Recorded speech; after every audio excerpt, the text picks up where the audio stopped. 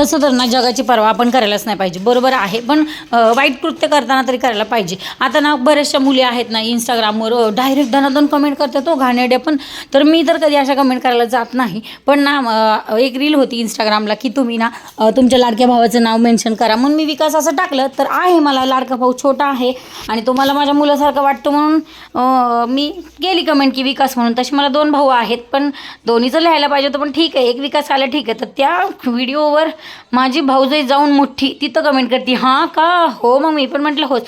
तर हा ब्लाऊज आहे माझ्या मोठ्या भाऊजाईचा आणि मोठ्या भाऊजाईचा ब्लाऊज ना मी ड्रेसच्या मापावर फिटिंग करून दिला आणि तिने फोन करून मला कशी म्हणते, विद्याताई हा ब्लाऊज बिघडला बरं का. तोंड सांभाळून बोल म्हटलं, ब्लाऊज बिघडणारा नाहीच, शक्यच नाही.